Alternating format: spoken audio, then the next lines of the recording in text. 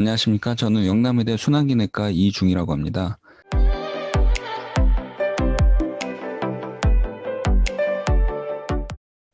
올해부터 대한심장학회 교육수련위원회에서 전공의 및 개원가 선생님들 대상으로 아주 필수적이고 중요한 내용을 강의 내용으로 이제 담았습니다.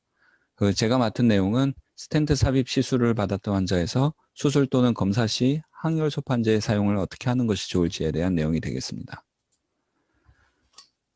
스텐트 시술을 받았던 환자에서 넌카디악 서저리를 하게 되면 일시적으로 하이퍼코아귤러블 스테이투스가 됩니다. 이때 항혈소판제를 중단하게 되면 스텐트 혈전증에 따른 이스케믹 컴플리케이션이 생길 수 있겠고, 만약에 항혈소판제를 계속 쓴다면 수술 후에 출혈이 많이 생길 수가 있습니다. 그래서 이런 스텐트 삽입 환자에서 항혈소판제 치료를 어떻게 할지에 대해서는 굉장히 어려운 점이 많습니다. 허혈성 심장질환은 우리나라 사망 원인 2위로 차지하고 있고, 이 중에서 관상동맥 스텐트 시술은 굉장히 중요한 치료가 되겠습니다. 해마다 관상동맥 스텐트 시술을 받은 환자는 점차적으로 증가되고 있고, 향후에도 지속적으로 증가될 것으로 예상을 하고 있습니다. 스텐트 시술을 받았던 환자에서는 항혈소판제 사용이 굉장히 필수적입니다. 그 이유는 스텐트 혈전증이라든지 앞으로 발생할 수 있는 허혈성 사건의 예방에 굉장히 중요한 치료이기 때문입니다. 시술 후 1년까지는 아스피린하고 클로피도그렐 이 두 가지 약제를 모두 쓰는 것이 원칙이고, 시술 이후 1년부터는 이제 한 가지 약제를 선택해서 쓸 수가 있습니다. 시술을 받은 환자들에서 스텐트 혈전증은 굉장히 치명적이고 심각한 합병증입니다. 대부분 심근경색으로 발현이 되고, 발생하게 된다면 많게는 한 50%까지 사망률이 보고되고 있습니다. 그 이유는 항혈전제를 중단하는 것이 가장 흔한 원인이 될 수 있겠습니다. 그래서 실제로 이런 스텐트 시술을 받았던 환자들이 수술 시에 있었던 이런 사례들을 소개시켜 드리도록 하겠습니다. 상기 환자는 2003년도에 급성 심근경색으로 스텐트 시술을 받았고, 2014년도에도 마찬가지로 스텐트 시술을 받았던 환자가 되겠습니다. 외래 추적 관찰 중에 이제 런캔서가 진단이 되어서 이에 대한 수술을 예정을 앞두고 있었는데, 이제 흉부외과 쪽에서 심장내과 쪽으로 항혈소판제 사용을 어떻게 하는 것이 좋을지에 대해서 이제 컨설트가 났었고, 심장내과 답변은 가이드라인대로 아스피린을 유지하면서 수술을 진행하는 것이 좋겠지만, 수술에 따른 블리딩 리스크가 크다면 잠시 중단해 볼 수 있겠다라고 애매한 답변을 줄 수밖에 없는 이런 상황이었습니다.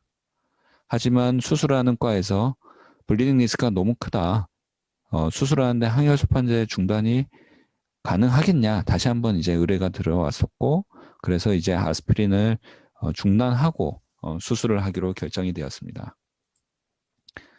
이 환자는 안타깝게도 1시간 반 뒤에 서든하게 카디악 어레스트가 발생이 되었고, 응급으로 엔지오를 해보니까 기존의 스텐트가 삽입된 부분에 혈전으로 가득 차서 혈류가 굉장히 흐르지 않는 것을 확인할 수가 있었습니다. 다행히 성공적으로 혈전이 제거되고 시술은 잘 끝났지만, 한 달 뒤에 환자는 합병증으로 인해서 사망하게 됩니다. 반면에 이 환자는 PCI 히스토리가 있어서 판크레아틱 헤드 캔서 진단하에 수술을 앞두고 있었고, 카디올로지에 이제 컨설트가 나서 아스피린을 유지하면서 좋겠다는 답변을 얻었습니다. 반면에 이 환자 같은 경우는 다음날 출혈로 인해서 재수술을 하게 되는 안타까운 케이스가 되겠습니다.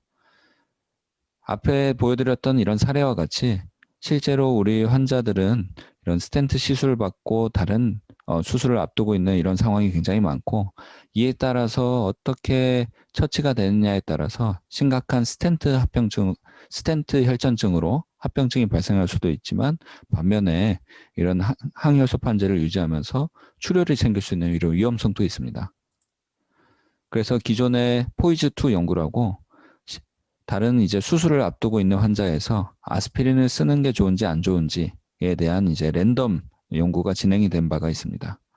이 연구에서는 플라시보 대비 아스피린이 사망이나 심근경색을 크게 줄이지 못하는 이런 결과를 보여주었고, 반면에 블리딩은 플라시보 대비 아스피린이 더 증가하는 것처럼 이제 보고가 된 바가 있습니다. 하지만 스텐트를 받았던 환자를 대상으로 서브그룹 분석을 해보니까 아스피린이 플라시보 대비 사망률이나 심근경색 그런 합병증의 위험성은 줄이게 되었고 블리딩에서는 크게 차이를 보이지 않았습니다. 그래서 이 연구를 바탕으로 아직까지 가이드라인에서는 아스피린을 쓰면서 수술을 하는 것이 좋겠다. 즉 PCI를 받은 환자에서 아스피린을 쓰는 것은 해보다 득이 많다라는 것이 반영이 되어서 현재까지 가이드라인에서는 PCI를 받은 환자에서는 넌카디악 서저리 시에 아스피린을 쓰면서 해라 이렇게 제시가 되고 있습니다. 국내 데이터는 어떤지 한번 살펴보도록 하겠습니다. 작년에 이제 발표된 내용인데 국내에서 한 3,500명 정도를 후향적으로 분석을 해보았습니다. 그랬더니 아스피린을 쓰는 환자와 끊고 수술을 했던 환자가 거의 1대1이었습니다. 그래서 수술 후 어떤 합병증이 생겼는지에 대해서 분석을 해보니까 메이저 어드버스 카디악 이벤트, 메이저 블리딩 각각에 대해서 통계적으로 유의한 차이는 없었고 환자 입장에서는 블리딩이라든지 심근경색이라든지 다 똑같은 해로운 이런 상황이 되기 때문에 네트 어드버스 클리니컬 이벤트로 따져보았을 때도 아스피린을 유지하든 끊든 양 공간의 차이를 보이지 않았습니다. 하지만 아스피린을 끊는 기간에 따라서 서브그룹 분석을 해보니까 아스피린을 9일 이상 끊는 환자들에 있어서는 심장 쪽에 주요 심혈관 사건이 발생할 가능성이 더 높다 이렇게 되고 있습니다. 반면에 이제 블리딩은 차이는 없었습니다. 이 결과를 바탕으로 우리가 생각해 볼 것은 아스피린을 유지하든 아니면 중단하든 크게 아웃컴에는 차이가 없을 수 있겠지만 항혈소판제를 9일 이상 장기간으로 끊는 것은 심혈관 사건을 증가시키기 때문에 그만큼 위험할 수 있다라는 결론을 내볼 수 있겠습니다. 가이드라인에서는 어떻게 제시하느냐? 아직은 뚜렷한 제안은 없습니다. 미국 가이드라인이든 유럽 가이드라인이든 결국은 서전과 마취과 의사, 카디올로지스트, 환자 이 모든 것을 고려해서 인디비주얼하게 판단을 해라 하는 것이 아직까지는 가이드라인에서 제시되고 있는 바입니다. 그래서 우리나라 아산병원을 중심으로 여러 수십 개의 대학병원에서 슈어DES 랜덤 연구를 진행하고 있습니다. 관상동맥 약물 방출 스텐트를 삽입한 환자에서 비심장성 수술 전후 항혈소판제를 유지한 그룹과 중단한 그룹, 무작위로 배정을 해서 수술 전 5일에서 30일까지 이런 사망이라든지 스텐트 혈전증, 심근경색, 뇌졸중 이런 것들을 판단을 해서 어떤 치료가 더 좋은 것인지 무작위 배정을 연구를 하고 있기 때문에 이 결과가 나오면은 조금 더 명확하게 수술 전후 항혈소판제를 어떻게 할지에 대해서 제시해 줄 것으로 기대하고 있습니다. 그렇다면 언제 수술을 하는 것이 좋겠느냐? 적절한 수술 시점에 대해서 말씀을 드리도록 하겠습니다. 우리나라에서 스텐트 시술, 관상동맥 시술을 했다면은 대부분 스텐트 시술을 하게 되고 95% 정도가 약물 용출 스텐트를 삽입하게 됩니다. 약물 용출 스텐트 삽입을 하게 됐다면 12개월 이후에 아스피린을 유지하면서 수술하는 것이 좋겠다 이렇게 되어 있고 약물 용출 스텐트 삽입 후 1년 이내에는 가급적이면 급하지 않는 수술은 연기하라 이렇게 되어 있습니다. 베어메탈 스텐트 같은 경우는 6주까지 수술을 연기할 수 있다 이렇게 되어 있고 풍선 확장술만 했다면은 14일 이후부터는 아스피린을 쓰면서 수술을 할 수 있다 이렇게 제시가 되고 있습니다. 또 하나 우리가 가장 또 중요하게 생각해야 될 것은 블리딩 리스크를 스트래티피케이션 하는 것입니다. 하이 리스크 수술로는 인트라크레니얼 뉴로서저리, 스파이널 캐널 서저리, 그리고 눈의 이제 포스테리어 챔버 서저리, 프로스테이트 서저리, 다음과 같이 밀폐된 공간에 수술을 해서 그 출혈로 인해서 합병증이 심각하게 올 수 있는 이런 수술은 하이 블리딩 리스크로 이제 분류를 해서 아스피린을 끊어볼 수 있겠다 이렇게 생각을 하시면 되겠습니다. 인터메디에이트 리스크 서저리는 비싸랄 서저리, 카디오바스큘라 서저리, 그리고 메이저한 정형외과나 ENT, 그리고 성형 재건 수술이 되겠습니다. 그리고 엔도스코픽 유롤로지 서저리도 인터메디에이트 리스크로 분류가 되고 있고, 로우 리스크 서저리는 단순 내시경, 치과 치료, 그리고 바이옵시, 그리고 마이너한 정형외과 ENT, 제너럴 서저리, 그리고 아이의 안테리어 챔버 서저리가 되겠습니다. 이러한 경우에는 아스피린을 끊는 것보다 유지하는 것이 아무래도 이스케믹 리스크의 베네핏이 더 클 수 있기 때문에 가급적이면 아스피린을 쓰는 것이 원칙이 되겠습니다. 그래서 꼭 기억해야 될 상황에 대해서 제가 정리를 해보도록 하겠습니다.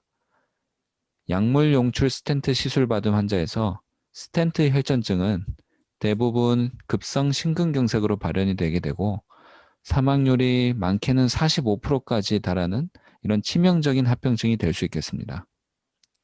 수술 자체는 혈전증 발생을 촉진하게 되고 수술을 이유로 항혈소판제 중단을 하게 되면 상승작용을 통해 스텐트 혈전증 발생이 20에서 40%까지 급증할 수가 있겠습니다. 현재까지 연구에 따르면 스텐트 시술 받은 환자에서 수술 중 항혈소판제 사용은 출혈을 증가시킬 수는 있지만 심근경색으로 인한 합병증을 낮출 수 있어 가급적이면 유지하는 것이 좋겠다라고 제시하고 있지만 앞으로의 이런 추가 연구가 필요한 이런 상황이 되겠습니다. 응급을 요하지 않는 대기 수술은 약물 용출 스텐트 시술 1년 이후로 수술을 연기하는 것이 안전할 수가 있겠습니다. 약물 용출 스텐트를 시술받은 환자는 두개내, 척추관 및 후한방 수술처럼 폐쇄된 공간의 소량의 출혈로도 중대한 영향을 미치는 고위험 수술을 제외하고는 모든 수술 시 가능한 항혈소판제를 치료하는 것이 원칙이 되겠습니다. 스텐트 위치가 주요 혈관, 즉 좌주관지, 근위부 병변이나 다혈관 질환일 경우에는 스텐트 혈전증에 따른 치명률이 높을 수 있기 때문에 시술을 시행한 중재시술 의사의 의견이 중요할 수 있겠습니다. 이상 경청해 주셔서 감사합니다.